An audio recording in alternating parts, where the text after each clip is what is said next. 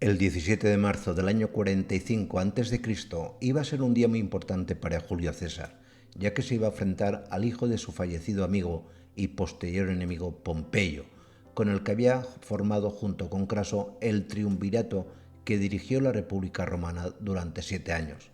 Pero la ambición de los tres había sumido a la República en una época de revueltas y continuas batallas por recuperar el poder cada uno de ellos. De hecho, Pompeyo había sido asesinado en Egipto tras haber sido derrotado en la batalla de Farsalia 3 años antes, en el 48 a.C. Pero a pesar de la muerte de Pompeyo, no cesaron los combates, y este 17 de mayo los hijos de Pompeyo esperaban derrotar a Julio César en las afueras de la ciudad de Munda, próxima a Córdoba, bastión de los pompeyanos en la actual Córdoba, la región o provincia de Hispania. A pesar de estar a punto de perder la batalla, Julio César sale vencedor ese día. Los ídolos le fueron beneficiosos, pero poco después, mientras abandonaba el campo de batalla, empieza a tener movimientos extraños sobre la grupa de su caballo, hasta que finalmente cae. Su guardia personal se apresura a recogerlo y a llevarlo a su tienda, y a tener la máxima discreción sobre lo acontecido, ya que de hacerse público, Julio César podía haber frustrado su plan de convertir la República Romana en un imperio bajo su único mando. A partir de ahí, mucho se ha escrito sobre la enfermedad de César, y parecía un acuerdo universal el reconocer que padecía lo que se denominaba enfermedad de los dioses o epilepsia. En este vídeo os voy a explicar todas las sospechas que hay sobre esta epilepsia, que en el fondo parece ser que no fue tal. César, mucha gente, lo habréis visto en muchas películas, se dice que era un padecedor de esta enfermedad de los dioses, pero como os voy a explicar, no tiene nada que ver con dicha enfermedad lo que de verdad le afectaba. ¿De acuerdo? Pues no me enrollo más y en el vídeo os lo cuento. Mirad, la epilepsia es una enfermedad de naturaleza neuronal provocada porque ciertas zonas del cerebro de la persona que padece la enfermedad están sobreexcitadas. Es decir, no se sabe muy bien la causa primogénea, pero esas zonas del cerebro tienen una sobreexcitación que provoca una sintomatología muy característica. La sintomatología puede ir de ser personas que simplemente manifiestan como ausencias, como aquello de no saber dónde estoy. De hecho, las personas que, si conocéis a alguien que padece de epilepsia, la ausencia suele ser uno de los primeros síntomas de que va a tener la persona un ataque epiléptico. De hecho, muchas personas saben identificar ese primer síntoma de manera que ya empiezan a tomar medidas sobre lo que tienen que hacer, es decir, meterse en una habitación sin muchos muebles, pedir ayuda, etcétera, etcétera. Y ya luego vienen los síntomas más característicos, como son temblores, convulsiones y una pérdida completa de lucidez mental. De hecho, la persona, aunque la podáis ver convulsionar, y de hecho en muchas películas se saca a César convulsionando, pues no recuerdan posteriormente nada, prácticamente nada. Simplemente, de hecho, cuando vuelven a recuperar la lucidez, pues se encuentran como que perdidos y como asustados, porque han tenido un intervalo del tiempo en el cual no saben para nada lo que ha ocurrido.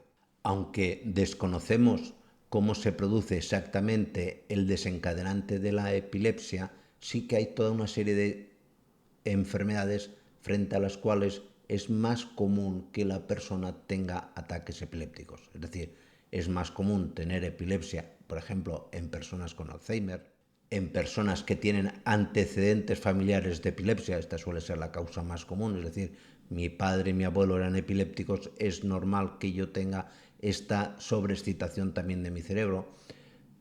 Ciertos tipos de tumores provocan también ataques de epilepsia. Esta no es la causa más común, pero en fin, es relativamente frecuente. Y lógicamente, pues infecciones bacterianas que provoquen una inflamación de las meninges, una meningitis bacteriana va a cursar también con ataques de epilepsia, de temblores y convulsiones, y ciertas anomalías anatómicas pueden provocar también una epilepsia. Y claro, se ha dado durante muchos años por hecho que César padecía esta enfermedad.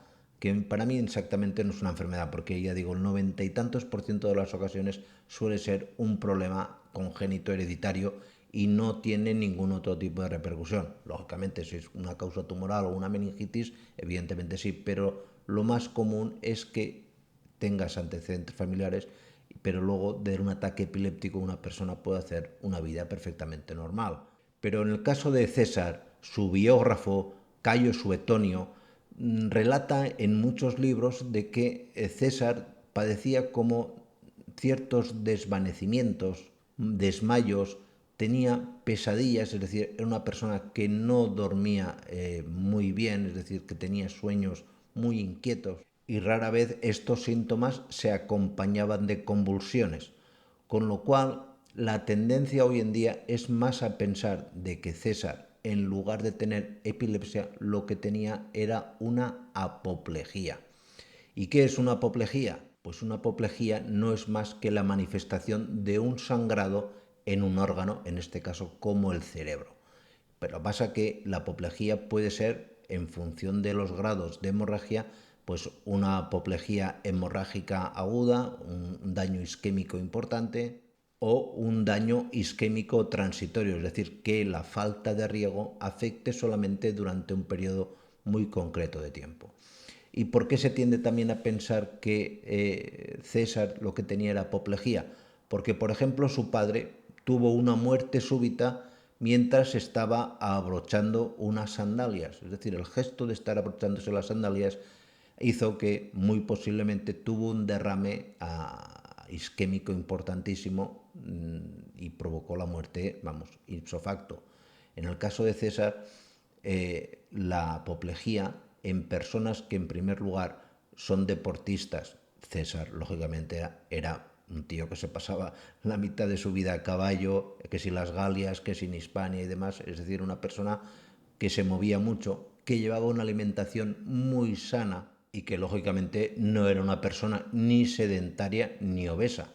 Pensar que la apoplejía se da en personas sedentarias, personas obesas, personas con diabetes, personas que tienen tabaquismo. En aquella época nadie padecía de tabaquismo, creo yo, pero me entendéis, ¿no? Que César no era candidato de per se a tener una apoplejía como la que podía haber tenido su padre, que sí que por lo visto era una persona que abusaba de comer carnes rojas, de tener una vida pues un poco más al límite, viviendo más alcohol, no haciendo tanto ejercicio como su hijo, mientras que Julio César, además escrito por él mismo en sus memorias, era una persona muy frugal con la comida.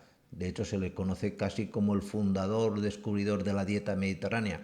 Por lo tanto, esas apoplejías puede ser que fuesen simplemente transitorias, con desvanecimientos sin convulsiones, como se ven en las películas, y que lógicamente no tiene nada que ver con la epilepsia.